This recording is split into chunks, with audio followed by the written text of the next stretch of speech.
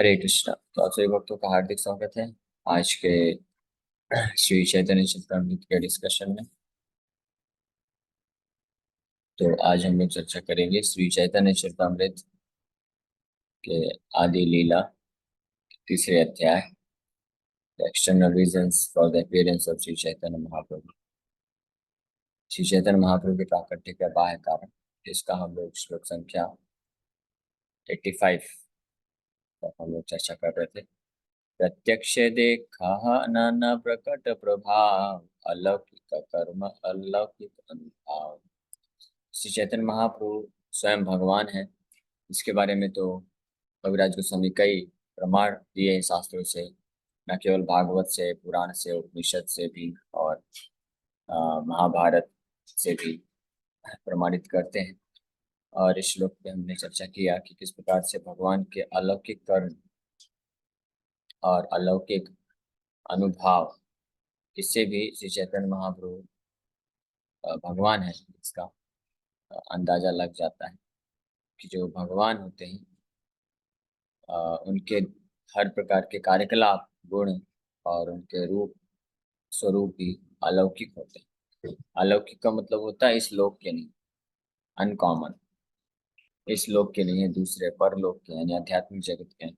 हमने last time में चर्चा किया कैसे भगवान श्री चैतन्य महाप्रभु ने केशव काश्मीरी को डिफीट किया। दिग्विजय पंडित केशव काश्मीरी को माता सरस्वती से वरदान प्राप्त था कि इस पूरे संसार में कोई भी व्यक्ति आपको शास्त्रों में पराजित नहीं कर पाएगा।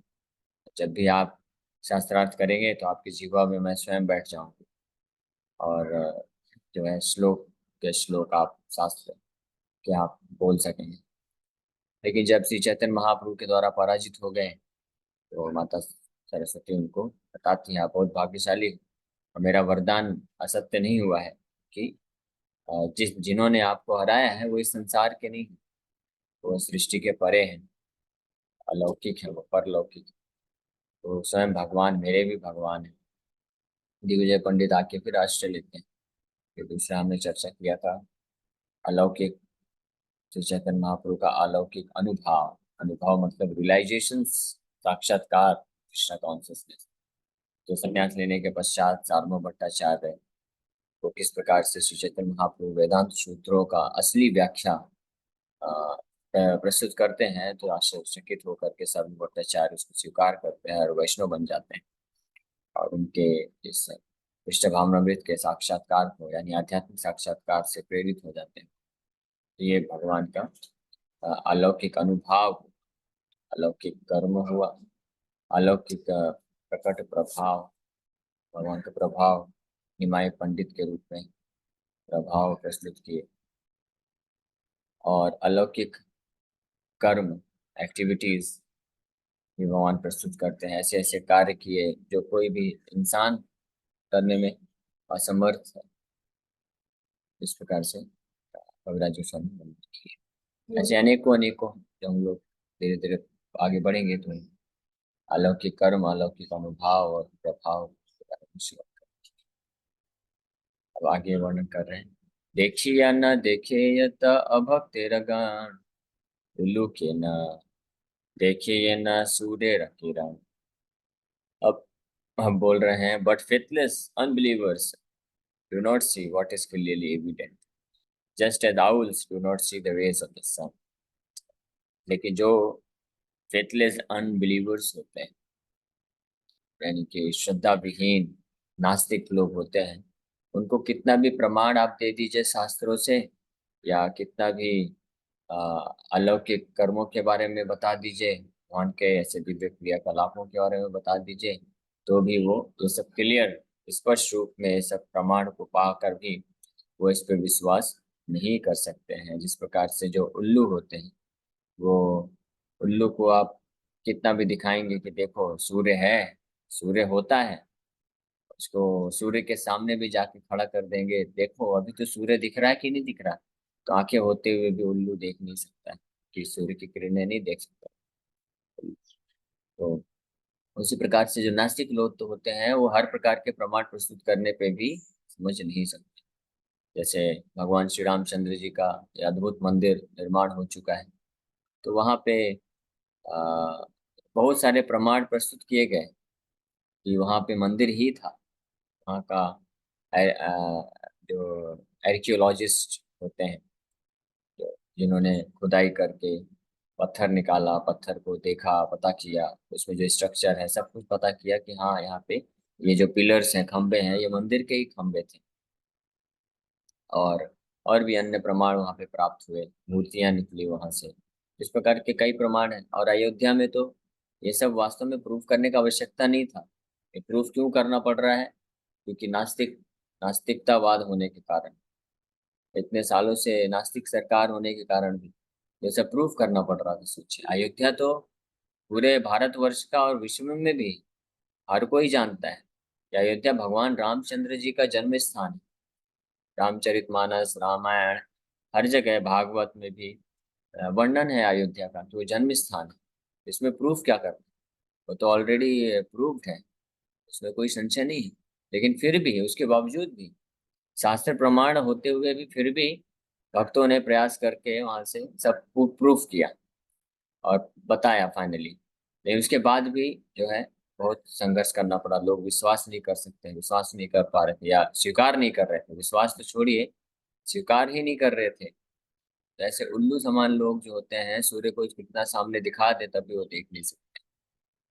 19 मैंने ऐसा सुना है हिस्ट्री में, 1949-50 के आसपास भी अ, जब केस चालू हुआ था, तो उस समय भी प्रूफ कर दिया गया था, साबित कर दिया गया था कि यहाँ पे राम मंदिर ही था। और कोर्ट से भी डिसीजन आ गया था कि हाँ यहाँ पे राम मंदिर ही था। लेकिन उसके बाद भी सोचिए, 70-75 साल हो गए, तब भी वो पे मंदिर बनने का कोई ऐसा वो लागू नहीं किया गया, जारी नहीं किया गया आदेश। तो इस प्रकार के लोग, उसी प्रकार से यहाँ पे कविराज गोस्वामी बता रहे हैं कि शास्त्रों के अनेकों अनेकों प्रमाण हैं। 108 उपनिषद में, 70 से ज्यादा उपनिषद में चैतन्य महाप्रभु भगवान है, इसका वर्णन है। महाभारत में वर्णन है, भागवत में वर्णन है, और अन्य ग्रंथों में भी वर्णन है, पुराणों में भी, कई पुराणों में भी वर्णन है। तो ये तो प्रकट प्रमाण है, इसमें कोई संशय होना ही नहीं चाहिए कि महाभारत, भागवत, पुराण तो और उपनिषद, ये सब तो वैदिक साहित्य है, हर कोई स्वीकार करता है। अब कुछ लोग होते हैं, चलो, वो पुराण को नहीं मानते, इतिहास को नहीं मानते हैं, महाभारत नहीं मानते, वो लोग वेद और उपनिषद बस मानते हैं। तो उपनिषदों में भी दिया हुआ है, और वेद में भी हिंट दिया हुआ है कि आदित्य वर्णम तमसा परस्ता, कि आदित्य वर्ण के रूप में भगवान, आदित्य मतलब सूर्य, सूर्य की आभा से चमकते हुए भगवान का शरीर है। ऐसे डायरेक्ट नाम नहीं है, लेकिन इस प्रकार से वर्णन है कि भगवान का ऐसा भी अवतार होता है। और वो अवतार श्री चैतन्य महाप्रभु के लिए ही बताया जा रहा है। तो इस प्रकार से शास्त्रों में प्रमाण प्रस्तुत है सब कुछ, लेकिन फिर भी कुछ नास्तिक होते हैं, आश्रित प्रवृत्ति के होते हैं, विश्वास नहीं करते हैं। तो इसके पश्चात फिर प्रमाण भी दिया गया कि इतने सारे अलौकिक कर्म हैं, अलौकिक गुण हैं, फिर भी कुछ लोग विश्वास नहीं कर सकते हैं। तो ऐसे लोगों का वास्तव में कुछ नहीं किया जा सकता। लेकिन हम लोग प्रयास करके, जो भक्त होते हैं, जो भ्रमित ना हो, तो वो इन प्रमाणों से पाके संतुष्ट हो सकते हैं और आगे बढ़ सकते हैं। वहीं दूसरी ओर हम देखते हैं, ऐसे नास्तिक लोग होते हैं, आसुरी प्रवृत्ति के लोग, जो भगवान के असली अवतार हैं, तो उसको तो नहीं स्वीकार करते हैं। कितना भी प्रमाण दे दो, कितना भी शास्त्र बता दो। लेकिन वहीं दूसरी ओर जो ढोंगी अवतार होते हैं, ऐसे सो कॉल तथाकथित साधु होते हैं, जो अपने आप को भगवान डिक्लेयर कर देते हैं, वो कोई प्रमाण नहीं है, फिर भी उसको स्वीकार कर लेते हैं कि हाँ वो भगवान है, भगवान है। तो इसके पीछे कारण क्या है? जैसे राम मंदिर के सारे प्रमाण थे, सब कुछ था, लोग स्वीकार नहीं कर पा रहे। लेकिन अ, जो विपक्ष के लोग हैं, वो लोग जो प्रमाण नहीं है उसको ही उसी को स्वीकार कर रहे हैं। तो लोग, क्यों ऐसा होता है कि लोग जो वास्तविक अवतार होते हैं भगवान के, उसको स्वीकार नहीं कर पाते हैं? सारे प्रमाण प्रस्तुत किए गए हैं। और जो ढोंगी अवतार होते हैं, जो वास्तव में ना तो जिनका शास्त्रों में कोई प्रमाण है और ना ही उनके ऐसे कोई कर्म अलौकिक होते हैं, उसको क्यों स्वीकार करते हैं? इसका एकमात्र कारण है कि ऐसे लोग आसुरी प्रवृत्ति के होते हैं, ईर्ष्या रहता है भगवान के प्रति, और दूसरा ये इंद्रिय तृप्ति, इंद्रिय भोग करना चाहते हैं। इस संसार में उनको भोग करने के लिए, अपने खुद के भोग करने के लिए, जिनसे उनको छुटकारा, जिनसे उनको लाभ मिलेगा, तो उसको स्वीकार करेगा। तो ये जो ढोंग इस प्रकार के तथाकथित ढोंगी अवतार अपने आप को जो बताते हैं, तो वो लोग ऐसे अपने भक्तों को या सो कॉल्ड भक्तों को, अपने ऐसे शिष्यों को, अनुयायियों को पूरा छूट दे देते हैं कि आप जितना भी प्रकार का पाप करना है पाप करो, इंद्र तृप्ति करो, जो करना करो, मैं भगवान हूँ, आप मेरे भक्त हैं, मैं आपको सदैव संरक्षण प्रदान करूंगा। इस प्रकार से और लोगों का भी इच्छा रहता है कि वो ज्यादा से ज्यादा पाप कर्म करना ही चाहते हैं, अपनी इंद्रियों को संयमित नहीं करना चाहते हैं, तो उनको छूट मिल जाती है। तो दोनों गुरु चेला दोनों का बल्ले बल्ले हो जाता है। लेकिन दोनों का फिर जो है अच्छे से खेलेंगे खेल यमराज जी, वो अलग बात है। लेकिन यहाँ पे पृथ्वी लोक में रहते हुए जो ऐसे ढोंगी साधु गुरु होते हैं, उनको क्या चाहिए? उनको तो अपना ऐश्वर्य धन संपत्ति, उनको भी पाप करना, उनको भी भोग करना होता है। तो इस प्रकार से प्रेरित करते हैं, और जो अनुयायी होते हैं उनके तथागत शिष्य होते हैं वो भी करना चाहते हैं, तो वो भी पाप कर्म को नहीं झेलना चाहते हैं, तो इससे मुक्त होने के लिए वो भी जो है उनको स्वीकार करते हैं। वहीं दूसरे और अगर जो असली अवतार या असली साधु होते हैं, वो हमेशा ये उपदेश देते हैं कि हमको अपनी इंद्रियों को संयमित करना चाहिए, हमको संसार से विरक्त होना है, हमको लोभी नहीं बनना है, हमको काम क्रोध लोभ ये सब जो अनर्थ है इनको त्यागना होता है, और पाप कर्मों से अपने आप को बचाना है, भगवान के प्रति पूर्ण समर्पण करना चाहिए, मंत्र जप करना चाहिए, साधना तपस्या, दिव्य तपस्या करनी चाहिए। तो इस प्रकार से जो बोलता है तो उसको इसलिए उनको वो रिजेक्ट कर देते हैं। तो ये एक पॉसिबल रीजन है। भक्तिविनोद ठाकुर इसके बारे में बताते हैं कि क्या कारण है कि लोग जो ढोंगी लोग होते हैं उनके चक्कर में लोग क्यों फंस जाते हैं, जबकि ये तो बड़ा आसान है, समझ में किया हुआ। तो भक्तिविनोद ठाकुर बोलते हैं, those who want to get cheated they get cheaters. जिनको धोखा खाना खाना चाहते हैं, जो धोखा खाना चाहते हैं जीवन में, उनको धोखेबाज लोग मिल जाते हैं, और धोखा देने के लिए तैयार खड़े रहते हैं। तो दोनों ही इस प्रकार से प्रेरित, इस भावना से प्रेरित रहते हैं। जैसे एक आपको उदाहरण बताता हूँ। एक बार एक व्यक्ति ट्रेवल कर रहे थे, एक सिटी से दूसरे सिटी जा रहे थे बस में बैठ के। तो दो मित्र थे, दोनों जा रहे थे। तो एक बच्चा वहां से आता है पेपर बेचते हुए, न्यूज पेपर। तो बस खड़ी हुई है, वो लड़का बहुत जोर जोर से बेचता है कि हाँ न्यूज़पेपर लीजिए, न्यूज़पेपर लीजिए, इस मंत्री ने ऐसा किया वैसा किया। तो 10 12 15 मिनट पूरा इधर से उधर चक्कर मार मार के न्यूज़पेपर बेच रहे हैं। तो ये दोनों बस शांत बैठे थे। लेकिन जैसे ही बस चलने लग गई, वो बच्चा नीचे उतर गया, तो खिड़की से एक व्यक्ति बोलता है तुरंत कि बेटा वो न्यूज़पेपर दो फटाक से। न्यूज़पेपर लेता है और बच्चे को फटाक, जैसे ही बस चल देती है तो उसको 5 रुपए का सिक्का दे देता है, और बस निकल जाती है फटाक से। तो उसके बाजू में मित्र बैठा था, उसने पूछा कि ये लड़का इतना न्यूज़पेपर बेच रहा था इतने देर से, आपने उतने देर से लिया क्यों नहीं? आराम से बैठ के पढ़ भी सकते थे, बस चल दी तभी आपको न्यूज़पेपर लेने की क्यों याद आई? तो वो बोला कि जब बस चल दी तो इसलिए मैं लिया क्योंकि मेरे पास एक खोटा सिक्का था, वो चल नहीं रहा था। तो इसलिए जैसे ही बस चली मैं न्यूज़पेपर ले लिया और उसको खोटा सिक्का पकड़ा दिया, तो चलेगा नहीं। और फिर वो खोल के न्यूज़पेपर पढ़ने लग गया। तो उसके मित्र की दृष्टि जाती है डेट पे, बोलता है अरे आप शेर हो तो वो सवा शेर है। आपसे भी ज्यादा वो बुद्धिमान है। आपने खोटा सिक्का दिया और आपको पिछले साल का न्यूज़पेपर पकड़ा के चला गया, अब पढ़ते बैठे रहो। उसी प्रकार से जो धोखा देना चाहते हैं उनको धोखेबाज लोग मिल दो दो धोखा पाना चाहते हैं धोखेबाज लोग उनको मिलते हैं। तो ऐसा कुछ इस संसार में कई लोग सोचते हैं ना कि इतना गलत क्यों हो रहा है। गलत नहीं, अगर जो भी ईमानदार है, क्योंकि भगवान है हर किसी के हृदय में उपस्थित है। अगर कोई वास्तविक रूप में ईमानदार है, वास्तविक रूप में भगवान को प्राप्त करना चाहता है, और भगवान को प्राप्त करने के लिए वो कुछ भी त्याग और कुछ भी योग करने के लिए तैयार हो जाता है।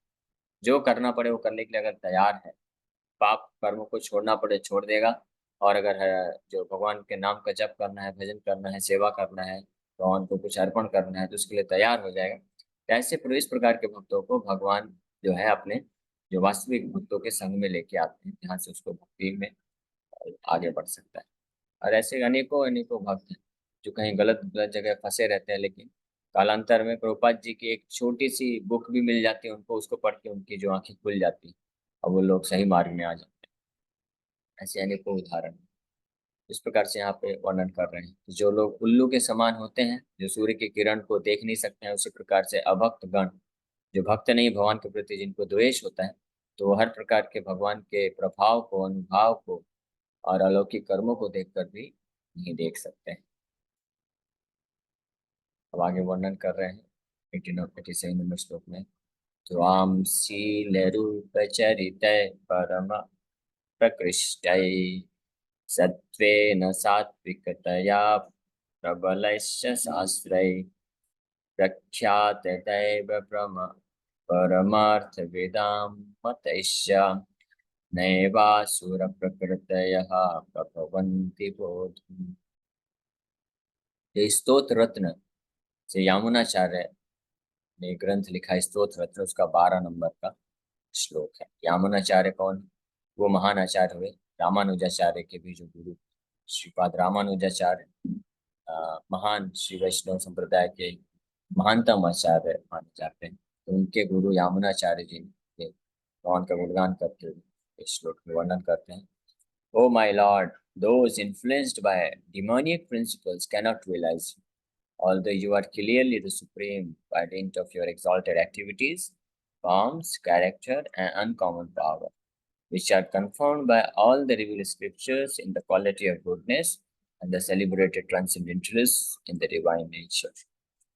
तो इस श्लोक में भगवान हरि को गुणगान करते हुए का प्रार्थना करते हुए ये स्तोत्र रत्न ग्रंथ में यामुनाचार्य जी बोलते हैं कि हो हे भगवान हरि, आप जो व्यक्ति आसुरी प्रवृत्ति से प्रभावित हैं वो कभी भी आपका साक्षात्कार प्राप्त नहीं कर सकते हैं। क्यों?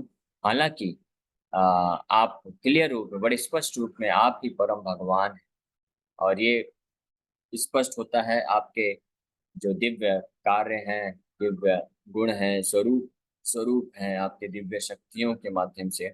और ये सब जो है अन्य ने अनेक अनेक प्रामाणिक शास्त्रों में, वो जो सतोगुण के जो प्रामाणिक शास्त्र हैं उसमें भी आपके बारे में कंफर्मेशन दिया हुआ है। लेकिन ये सब जानने के बाद भी और देखने के बाद भी वो लोग नहीं समझ सकते हैं, क्योंकि वो आश्रित प्रवृत्ति के द्वारा प्रभावित रहते हैं।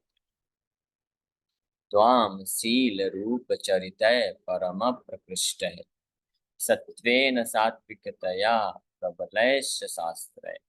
सारे शास्त्रों में आपके शील रूप चरित्र के बारे में वर्णन है, विख्यात है, प्रख्यात है। प्रख्यात मतलब ख्याति, प्रकृष्ट रूपेण अख्यात, पूरी तरह से विख्यात है, हर कोई जानता है, ऐसा बोल रहे हैं मन। हर कोई, कौन नहीं जानता है? पूरे भारतवर्ष में हर कोई जानता है कि भगवान रामचंद्र परम भगवान है, अयोध्या उनका जन्म स्थान। फिर क्यों हमको आजादी के बाद भी 75 साल लग गए राम जी को उनके घर में उनका स्थान दिलाने? त्रेता युग में भी 14 साल ही लगा कलयुग में सब कुछ जानते हुए, सारे प्रमाण रहते हुए भी 75 साल लग गए। क्यों? रिनोन्ड है, प्रख्यात है, यानी सब कुछ जानते हैं सब, फिर भी। तो उसका क्या कारण है? क्योंकि जो लोग दैव परमार्थ विदा मतैशन न एव आसुरु प्रकृत्या, जो असुर प्रकृति के लोग होते हैं उनके कारण वो लोग कभी इस बात को स्वीकार नहीं कर सकते हैं, समझ नहीं सकते, और इसीलिए वो हमेशा भगवान की कृपा से वंचित रह जाते हैं। तो इसीलिए कितने भी प्रमाण प्रस्तुत किए जाएं शास्त्रों से, फिर भी वो घूम फिर के वही प्रश्न पूछेंगे कि हम भगवान राम को या कृष्ण को ही हम भगवान क्यों माने, हम भी भगवान क्यों नहीं बन सकते हैं, हम भी तो वो कर सकते हैं। कृष्ण ही केवल क्यों 16,108 रानियों से विवाह करें, हम क्यों नहीं कर सकते? आप कर लो, एक भी एक एक विवाह तो आप मेंटेन नहीं कर सकते, 16,108 तो दूर की बात।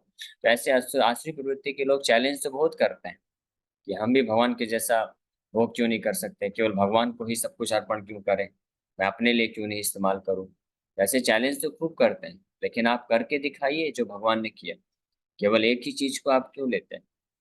हाँ, भगवान कृष्ण तो गोवर्धन पर्वत भी उठाए, इतने सारे असुरों का वध भी किए, पूतना का, तृणावर्त का, घासुर का।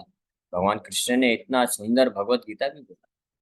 आप थोड़ा आधे घंटे बैठ के कुछ प्रवचन दीजिए, पता चलेगा। भगवान ने केवल 45 मिनट अर्जुन को उपदेश दिया था, वो भी स्पॉन्टेनियस था, प्रिपेयर्ड लेक्चर नहीं था। इस स्थिति में अर्जुन जब घबरा गए, उस स्थिति में भगवान ने उनको इनकरेजमेंट देने के लिए भगवद गीता बोल दिया जैसे। 45 मिनट। और वो भगवत गीता इतना प्रसिद्ध हो गया कि हजारों नहीं, लाखों नहीं, करोड़ों करोड़ों लोग पूरा पूरा जीवन उस गीता को एक एक शब्दों को समझने का प्रयास कर रहे हैं। तो अगर भगवान से हमको तुलना करना है तो हर चीज में तुलना करना चाहिए ना, उनके ज्ञान, उनके रूप, सुंदरता, उनकी शक्ति, उनके प्रभाव और उनका त्याग भी। जो लोग बोलते हैं कि कृष्ण ने इतना रासलीला किया, हम क्यों नहीं कर सकते, तो हमको ये भी समझना चाहिए कि भगवान कितने बड़े त्यागी भी हैं। वही कृष्ण कलयुग में आके श्री चैतन्य महाप्रभु के रूप में आके सन्यास लिए, और सन्यास इतने स्ट्रिक्ट सन्यासी, सन्यास शिरोमणि बोला गया है। चैतन्य कृष्ण चैतन्य गौरांगो द्विजनायका यतीनाम दंडिनाम शैवा न्यासीनाम च शिरोमणि। न्यासीनाम च शिरोमणि, सन्यासियों में शिरोमणि है, सर्वश्रेष्ठ। दंडीनाम शैवा, उसमें भी सर्वश्रेष्ठ है। ऐसा सन्यासी न तो भूतकाल में कभी हुआ और न भविष्य में कभी हो पाएगा। इतना प्रभावशाली, इतना आदर्श सन्यासी जैसे श्री चैतन्य महाप्रभु ने प्रकट किया अपनी लीलाओं में, इतना स्ट्रिक्टली संन्यास धर्म को पालन किए। तो अगर कोई इस तरह से आसुरी प्रवृत्ति के कारण प्रभावित होकर के ईर्ष्या रख के भगवान से तुलना करता है, तो फिर हर चीज में तुलना करना चाहिए, केवल एक ही चीज में तुलना क्यों करना। तो खैर ये जो भी है, तो इस प्रकार के लोग हमेशा रहेंगे इस संसार में भी। ये देवता असुर केवल ऐसा नहीं है कि सतयुग द्वापर त्रेता युग में ही थे, रावण और रावण की टोली असुर थी, और यहाँ पे हनुमान जी और उनकी टोली देवता थी, भगवान के भक्त थे। आज भी हर जगह मिल जाएंगे। एक ही घर में रहते हुए भी कई बार ऐसा होता है, कुछ कुछ लोग भगवान को मानते हैं, कुछ लोग नहीं मानते, कुछ आसुरी प्रवृत्ति के, कुछ देवी प्रवृत्ति के होते हैं। लेकिन हमको बड़ा सौभाग्य है कि हम लोग भगवान की कृपा से, भगवान के भक्तों की कृपा से हम लोग स्वीकार कर पा रहे हैं इन प्रमाणिक शास्त्रों को, तो उसका लाभ उठा के हमको आगे बढ़ना चाहिए। और जो लोग नहीं कर पा रहे हैं स्वीकार आसुरी प्रवृत्ति होने के कारण, तो उनके ऊपर हमको दया का भाव रखना चाहिए, कार नहीं देना चाहिए, तो के प्रति क्रोध नहीं व्यक्त करना चाहिए। क्रोध व्यक्त कर सकते हैं अगर वो कुछ गलत आर्ग्यूमेंट देते हैं, तर्क करते हैं, तो क्रोध पूर्वक, लेकिन फिर भी उसको भी विनम्रता के साथ। वास्तव में क्रोध प्रकट किया जा सकता है, क्रोध गलत नहीं होता है। अगर कोई भगवान या भगवान के भक्तों के विरोध में गलत बातें करता है, जैसे हनुमान जी ने पूरा लंका जला दिया। हनुमान जी ने अपने लिए कुछ, अपने लिए नहीं जलाया लंका, भगवान रामचंद्र के गुणगान, सीता माता के प्रति अपराध किया, उससे वो हनुमान जी सहन नहीं कर पाए, क्रोधित हो गए। माता सीता जो लक्ष्मी है, साक्षात महालक्ष्मी, उनको ऐसे अशोक वाटिका में इतने सारे जो राक्षसी हैं उनके बीच में घिरा के रखा गया है। हनुमान जी को अत्यंत क्रोध है, वो उचित था, उन्होंने क्रोध को प्रकट भी कर दिया। लेकिन इस कलयुग में श्री चैतन्य महाप्रभु ने हमको मार्ग दिया है, त्रिणादपि सुनीचेना का, कि अगर हम वास्तव में ऐसे आसुरी प्रवृत्ति के लोगों को के ऊपर दया करना चाहते हैं, तो भगवान का भक्त बनाना चाहते हैं, तो हमको विनम्रता पूर्वक उनको प्रेम से समझाना चाहिए। अगर नहीं समझते हैं तो भी हमको उनको प्रसाद खिलाना चाहिए, भगवान का दर्शन देना चाहिए, या कुछ न कुछ उनको जो भी कर सके भगवान के लिए कुछ सेवा कराना चाहिए, कुछ कराना चाहिए। तब धीरे धीरे क्या है, आसुरी प्रवृत्ति नष्ट होगी और वो एक दिन जो है खुद भगवान को स्वीकार कर पाएंगे और भगवत भक्ति में आगे बढ़ पाएंगे। ठीक है, थैंक यू वेरी मच, आपसे भक्तों का बहुत बहुत धन्यवाद। हरे कृष्णा कृष्ण कृष्ण हरे हरे, हरे राम हरे राम। किसी भक्त का कोई प्रश्न है तो पूछ सकते हैं।